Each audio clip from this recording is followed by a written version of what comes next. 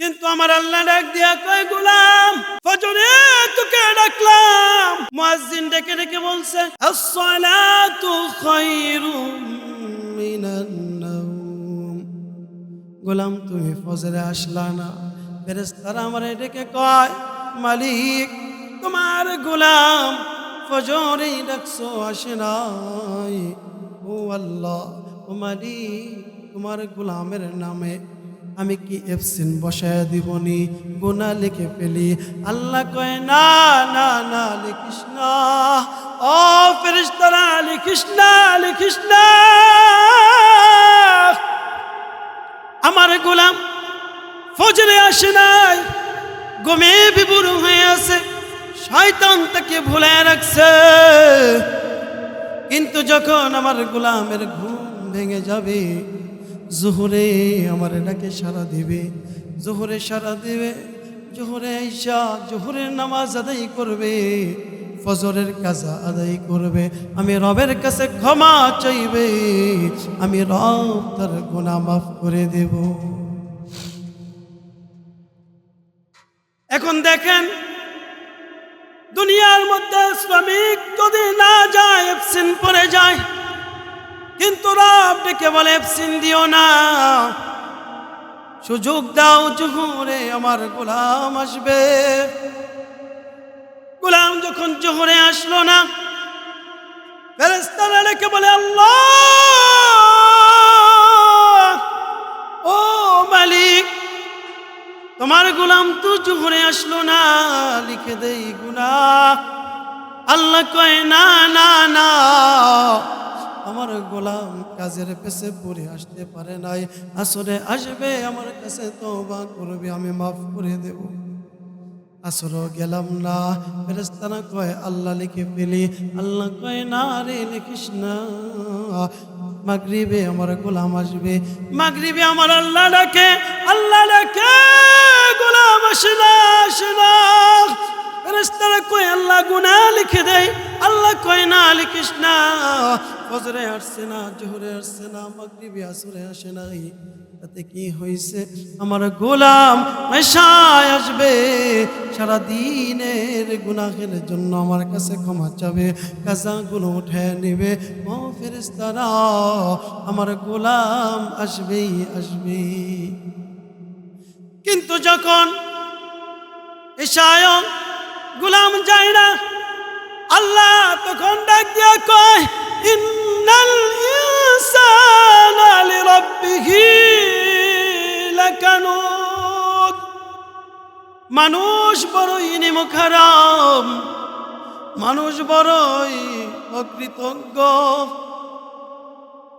আমি রবের দেওয়া হাত দিয়া সারাদিন কাজ করলো, আমি রবের পা দিয়া সারাদিন পথ চলল, আমি রবের জবান দিয়া মাকে মা বলে ডাকলো, বাবা কি বাবা বলে ডাকলো। আমি রব যে তাকে ব্রেন দিয়েছি, ওই ব্রেন দিয়ে সে সূক্ষ্ম সূক্ষ্ম কাজগুলো করলো। কিন্তু আমি মালিক তাকে বিনয়ের সাথে ডাকলাম 5 বার, একটা বার যখন আসলো না, এবার রব ডাক দিয়ে কয়, ফেরেশতা এবার গুনাহ লেখ। আমার গোলাম তো আসলো না, এবার গুনাহ লেখ। ও বাজান বলেন তো দেখি, দুনিয়ার মালিকের দয়া বেশি না আমার আল্লাহর দয়া বেশি? আমার আল্লাহর দয়া বেশি। এই জন্য আল্লাহ রাব্বুল আলামিন ডাক দিয়ে কয়, মা গররাকা বিরাব্বিকাল কারীম।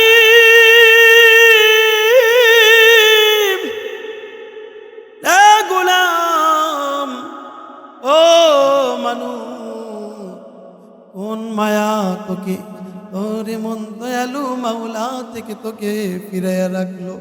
কোন মায়া, কোন মোহাব্বত তোকে তোর করিম মাওলা থেকে ঘুরাইয়া রাখলো?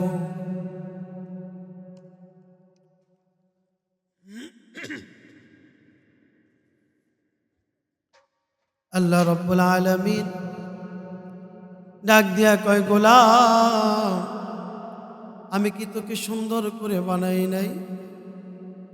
আমি কি তোকে সুশ্রী করে বানাই নাই?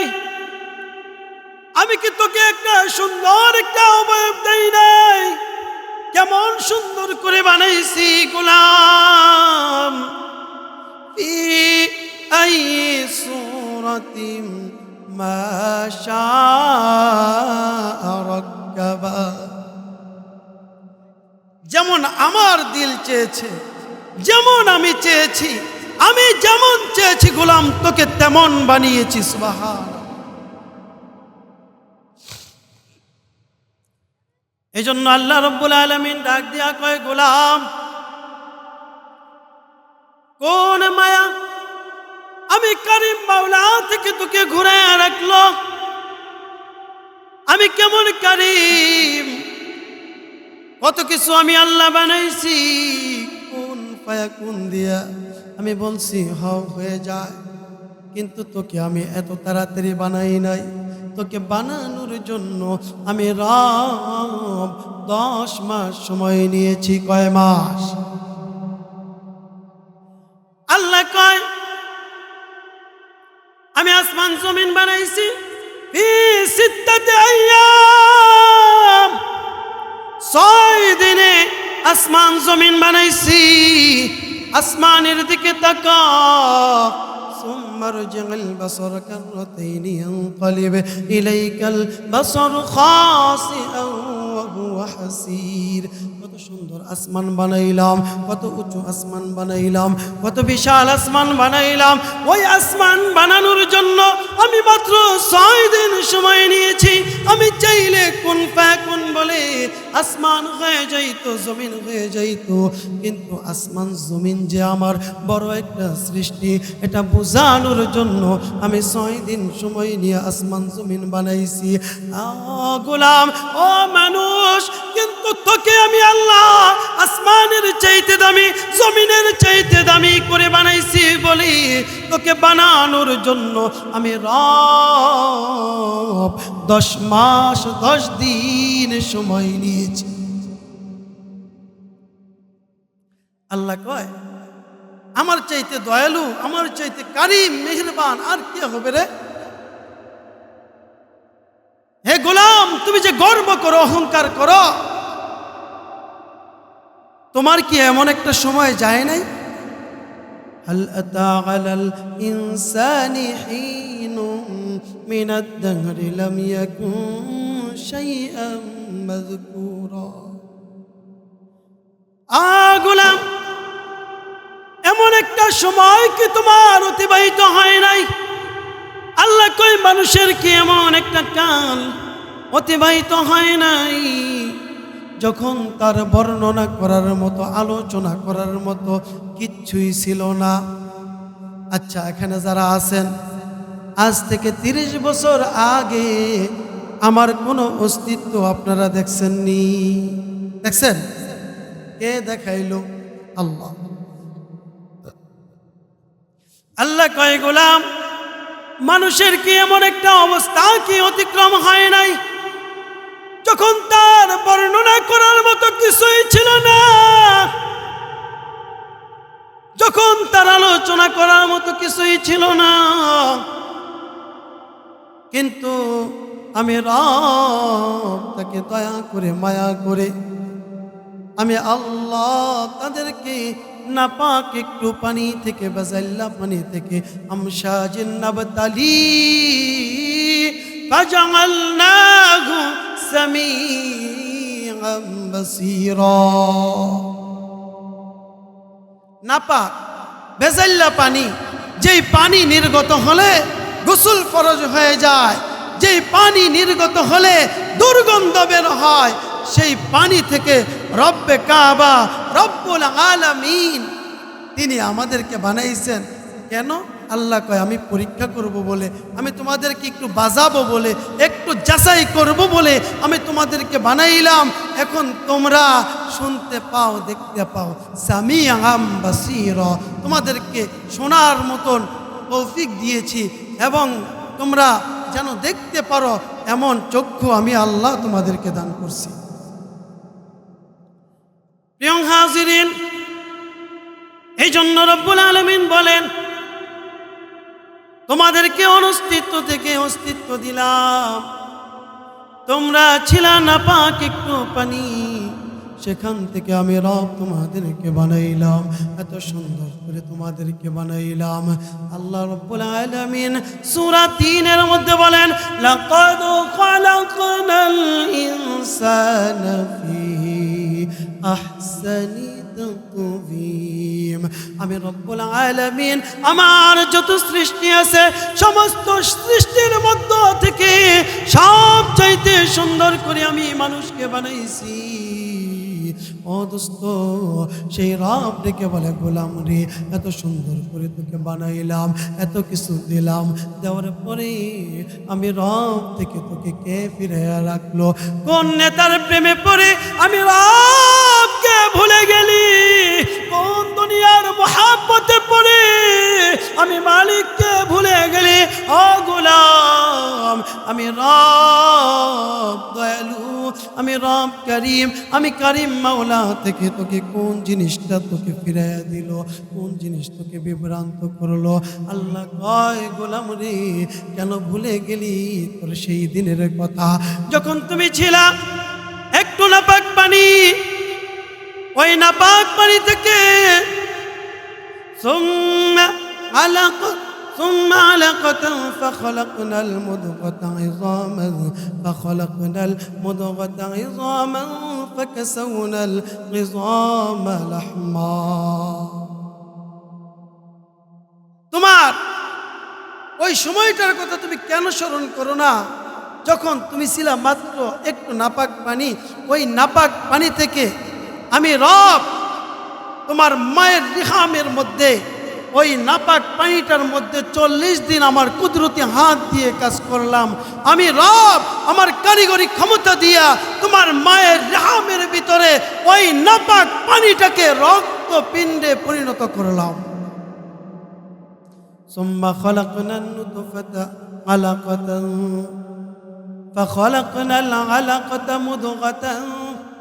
আর ওই রক্তপিণ্ডকে আমি রব আরো 40 দিন কাজ করার পরে ওইটা হলো একটা মাংস পিণ্ডে পরিণত। আমি রব্বুল আলামিন এর 40 দিন পরে তোমার অস্থি তৈরি করলাম, অর্থাৎ একটা খাঁচা তৈরি করলাম। এর 40 দিন পরে আমি রব ওই খাঁচার মধ্যে গোশত চামড়া দিয়া একটা সুন্দর বানিশ দিয়া আমি রব তোমার মায়ের গর্ভের ভিতরে তোমাকে একটা সুন্দর অবয়ব দিলাম। এরপরে এর ভিতরে রূহ ফুঁকে দিলাম। 4 সিল্লা যখন পার হয়ে যায়, এর ভিতরে যখন আমি রূহ দিয়ে দিলাম, এবার তুমি মায়ের গর্ভের ভিতরে একটু হাত নাড়া দাও, একটু পা নাড়া দাও, তখনও পৃথিবীর কেউ তোমাকে চিনত না। গোলাম, তখনও পৃথিবীতে তোমার কোনো অস্তিত্ব ছিল না। এক এক করে 4 সিল্লা যখন পার হয়ে গেল, আমি রব আমার একটা হুকুম রূহ তোমার ভিতরে ঢুকে দিলাম। এবার তুমি হাত নাড়ো, পা নাড়ো, মায়ের গর্ভের ভিতরে তুমি আস্তে আস্তে বড় হইতে লাগলা। ও গোলাম, সেখানে দুনিয়ার কোনো ডাক্তার তোমার ট্রিটমেন্ট করে নাই, দুনিয়ার কোনো ইঞ্জিনিয়ার সেখানে তোমার শরীরের মধ্যে বানিশ করে নাই, দুনিয়ার কোনো বৈজ্ঞানিক সেখানে কাজ করে নাই। আমি রব সেখানে আমার কুদরতি নজর দিয়া তাকাইয়া তাকাইয়া কেমনে তোরে বানাইলে তোকে সুন্দর দেখা যাবে। ও গোলাম, কোথায় নাক দিলে তোর নাকটা সুন্দর লাগবে, চক্ষু কোথায় দিলে তোর চোখে সুন্দরভাবে দেখতে পারবি, তোর কান কোথায় ফিট করলে সুন্দরভাবে শুনতে পারবি। ও গোলাম, মাথাটা কতটুকু বড় বানাবো, তোর পায়ের আঙ্গুলগুলো কেমনে বানাবো, ওই সব কিছু আমি রব আস্তে আস্তে আস্তে আস্তে সময় নিয়ে নিয়ে যত্ন করে বানাইছি। সুবহানাল্লাহ বলবেন না? আল্লাহ কয় দুনিয়া বানাইছি 6 দিনে, আর তোকে বানাইতে সময় নিয়েছি 10 মাস। আমি বুঝাইতে চাই এই দুনিয়ার যত দাম, আসমান জমিনের যত দাম, তার চাইতে বেশি মূল্যবান করে আমি আল্লাহ তোকে বানাইছি। এর চাইতে মূল্যবান করে তোকে বানাইছি। ও গোলাম, এইভাবে যখন আস্তে আস্তে আস্তে আস্তে তুমি তোমার মায়ের গর্ভের ভিতরে বড় হও রে গোলাম, সেখানে কেমনে তুমি খানা খাও জানো নি? আল্লাহ কয় গোলাম, যেই মুখ দিয়া তুমি সুদ খাইলা, যেই মুখ দিয়া তুমি ঘুষ খাইলা, ওই মুখটা নাপাক হয়ে যাবে। এই জন্য আমি রব মুখ দিয়ে তোর মায়ের গর্ভে তোর খাবার দেই নাই। আমি রব তোর মায়ের নারের সাথে তোর নাভির একটা সংযোগ দিয়ে দিয়েছি। ওই নাভির মাধ্যমে মায়ের শরীরের রক্ত চুষে চুষে খেয়ে খেয়ে তুই বড় হয়েছিস। দোস্ত, এখানে একটু কথা বলে নেই। অন্য আয়াতে আল্লাহ জানাইয়া দিচ্ছেন মা বাবার খেজমত করার জন্য। কেন বলছেন জানেন? এই যে মায়ের গর্ভে আমরা ছিলাম কতদিন? 10 মাস 10 দিন। এটা একটা বোঝা। আমরা একটু বেশি খাইলে কিন্তু আমাদের কষ্ট হয়, হয় কি হয় না? একটু বেশি খাইলে আমাদেরকে শোয়া লাগে, একটু বসা লাগে, ঠিক মতো কাজ করতে পারি না, ঠিক মতো বসতে পারি না। আর মা 9টা মাস 10টা মাস আপনাকে আমাকে পেটের মধ্যে নিয়া বোঝা বয়ে বয়ে ঘুরছে। আমার মা খাইতে বইলেও খাইতে পারে নাই। গভীর ঘুমের ভিতরে মা হঠাৎ করে ঘুমের ভিতরে মায়ের কলিজায় লাথি দিছো যুবক। মায়ের ঘুম ভেঙে গেছে। মা পৃথিবীর কারো কাছে নালিশ দেয় নাই। মা কারো কাছে নালিশ দেয় নাই। গুনগুন শব্দ করে কাঁদতে কাঁদতে বিছানা ছেড়ে বারান্দার খুঁটির মধ্যে ধরে ধরে কান্দে। একবার উঠে একবার বসে শান্তি পায় না মা। মা শান্তি পায় না। কলিজায় লাথি দিছো, ব্যথা আরম্ভ হয়ে গেছে। তোমার বাবা হঠাৎ করে বিছানায় হাত দিয়ে দেখে তোমার মা বিছানায় নাই। তোমার মা বিছানায় নাই। এজন্য তোমার বাবা ঘুম থেকে উঠে তোমার মার তালাশে যখন বের হয়, তাকায়া দেখে বারান্দার খুঁটির মধ্যে দাঁড়াইয়া দাঁড়াইয়া গুনগুন গুনগুন করে মা কান্দে। তোমার বাবা জিজ্ঞাসা করেছিল, বিবি বিবি, গভীর রজনী এত রাতে কান্দো কেন? কে তোমাকে মেরেছে?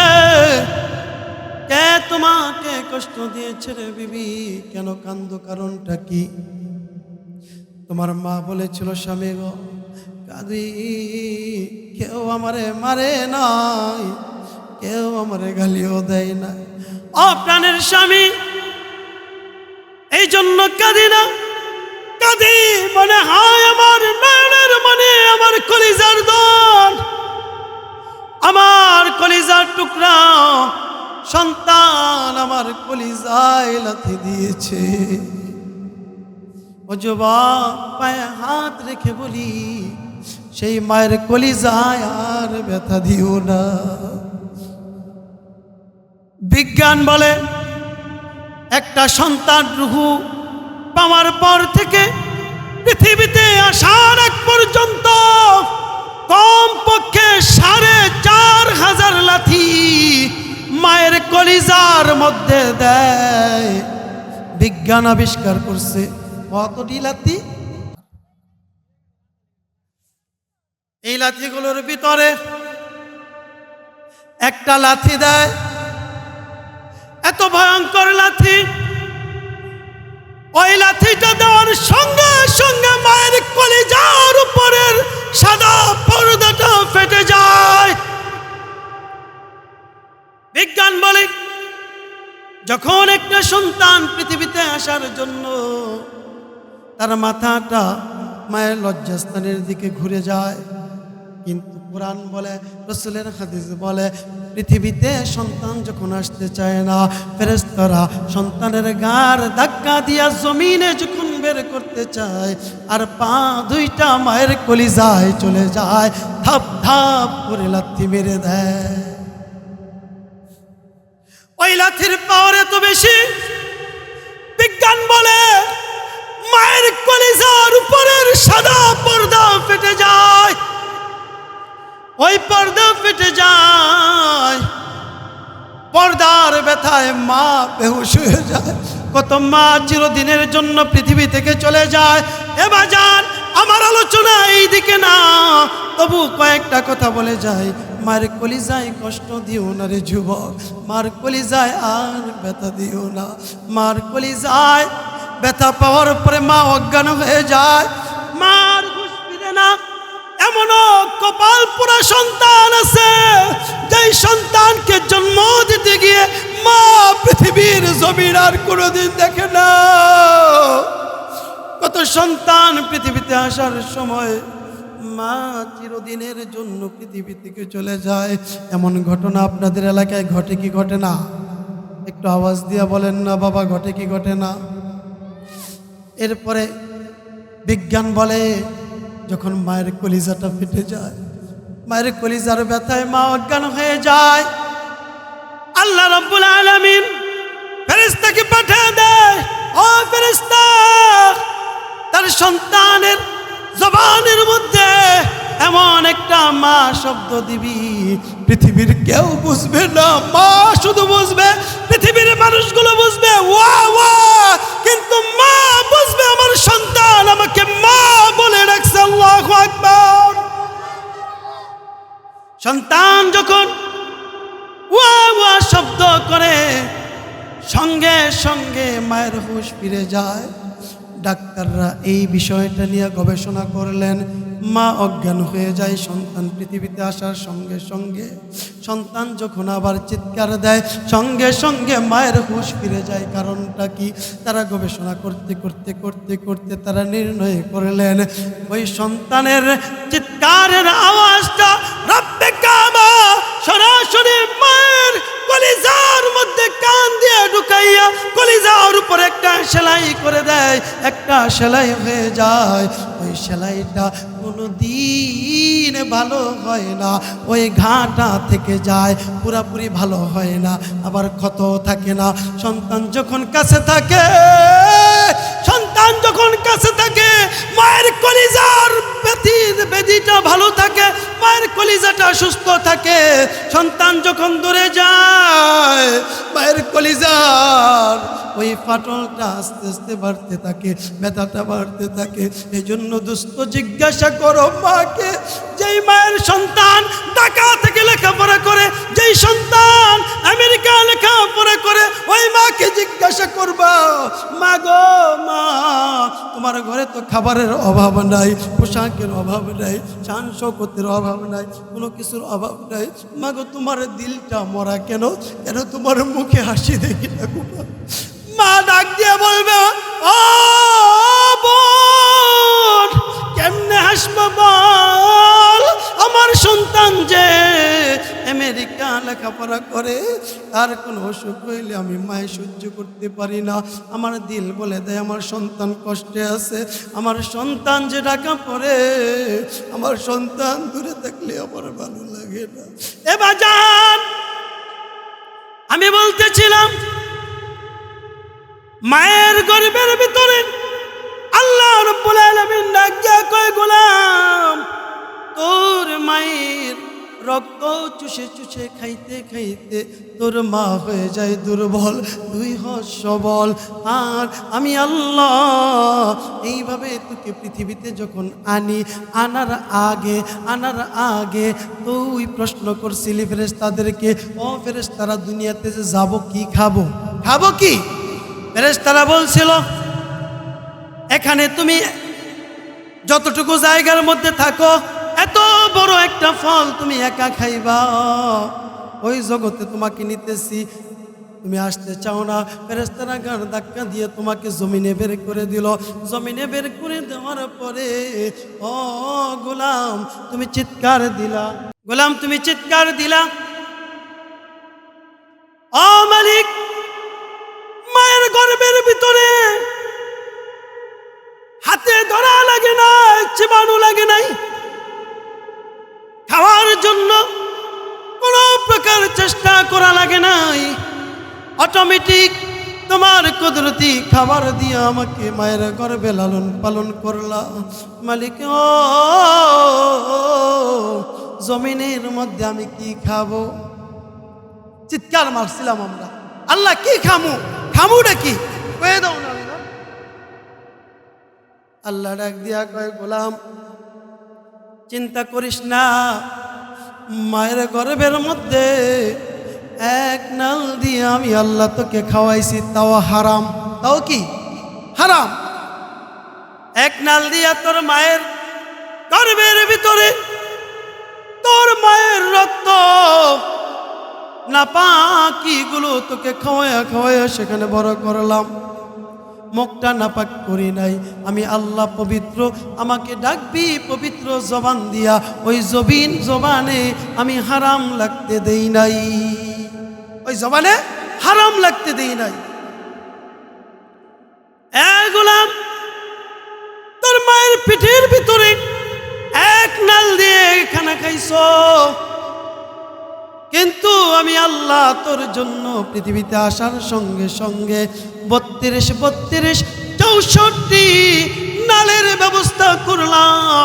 গোলাম রে, প্রত্যেকটা নাল দিয়া দুধ বের হবে, কিন্তু প্রত্যেকটা দুধের উপকারিতা এক হবে না। একটু জোরে বলেন না সুবহানাল্লাহ। আল্লাহ কয় গোলাম বেশি গরম হলে তোর মুখ পুড়ে যাবে, বেশি ঠান্ডা হলে তোর ঠান্ডা লেগে যাবে, এই জন্য আমি তোর জবান যেই পরিমাণ গরম সহ্য করতে পারে ওই পরিমাণ গরম দিয়েছি, অত গাঢ়া দেই নাই যে তুই গিলতে পারবি না, অত পাতলা দেই নাই যে তোর ক্ষুধা মুছবে না। এমনভাবে আমি রব তোকে 32 64 নালের দুধ খাওয়াবো। এক একটা নালের দুধ তোর শরীরের এক একটা প্রোটিন নিবে, এক একটা ভিটামিন, এক একটা ক্যালসিয়াম এক একটা নালের দুধ থেকে বের হবে। সুবহানাল্লাহ। আল্লাহ কয় গোলাম আমি রব, আমি যে কারিম মাওলা, এখনো কি তুই বুঝো না? এ গোলাম আমি যে দয়ালু আল্লাহ, তুমি কি বুঝো না? তোমার মায়ের গর্ভে আমি খাওয়াইলাম, পৃথিবীতে আসার পরে আমি আল্লাহ 2 বছর পর্যন্ত তোকে তোর মায়ের দুধ পান করাইলাম। এমন দুধ যেই দুধ গরম করা লাগে না, চিনি দেওয়া লাগে না, লবণ দেওয়া লাগে না, এমন দুধ যেই দুধ বেশি গরম হয়ে যায় না যে বাতাস করে ঠান্ডা করে খাওয়ানো লাগবে।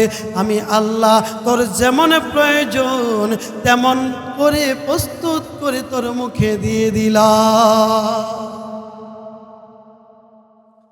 এরপরে রব্বুল আলামিন বলে গোলাম এখানে শান্ত করি নাই, আস্তে আস্তে তুমি বড় হইতেছ।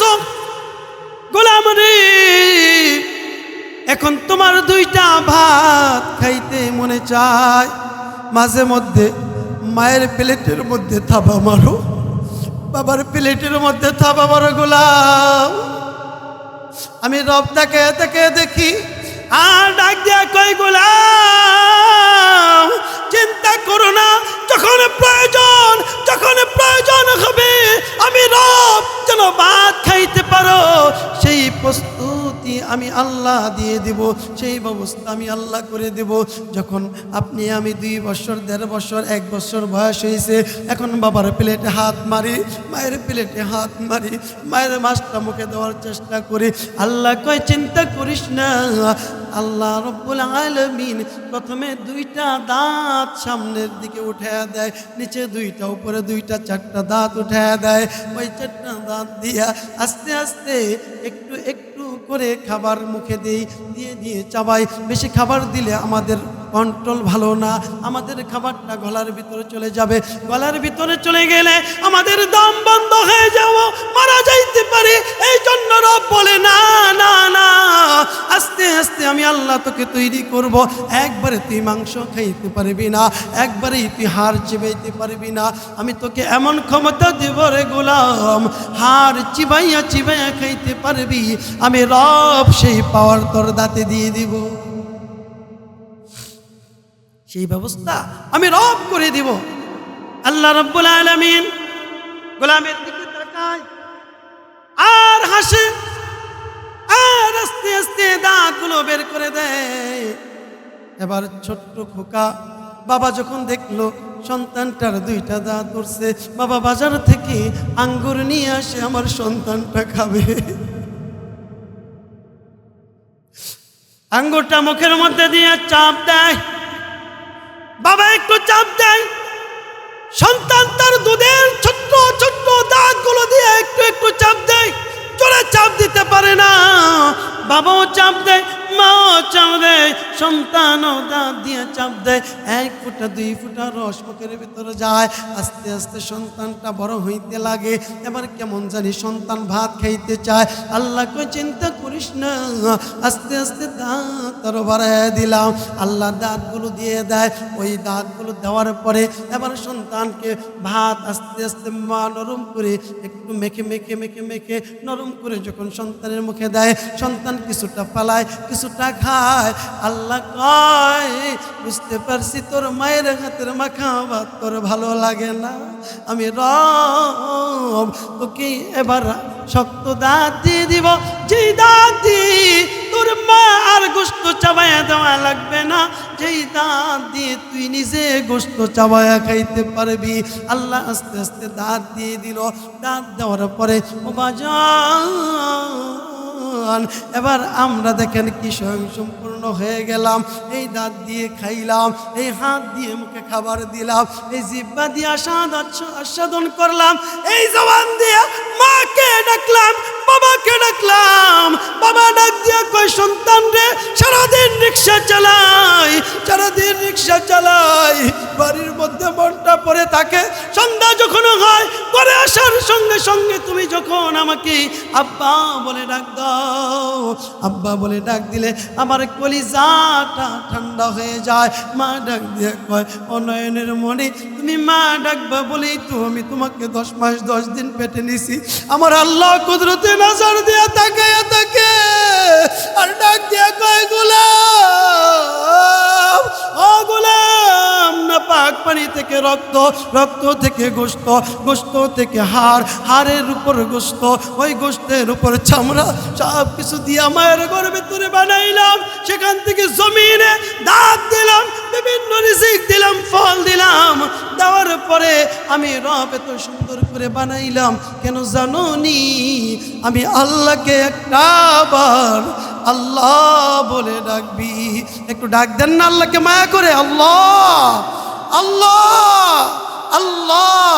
আমাদের সবাইকে রব্বে কাবা উক্ত কথাগুলোর উপরে আমল করার তৌফিক দান করুন। সকলে বলে আমিন। আখিরি দাওয়ানা আলহামদুলিল্লাহি রাব্বিল আলামিন। আসসালামু আলাইকুম ওয়া রাহমাতুল্লাহি ওয়া বারাকাতুহু।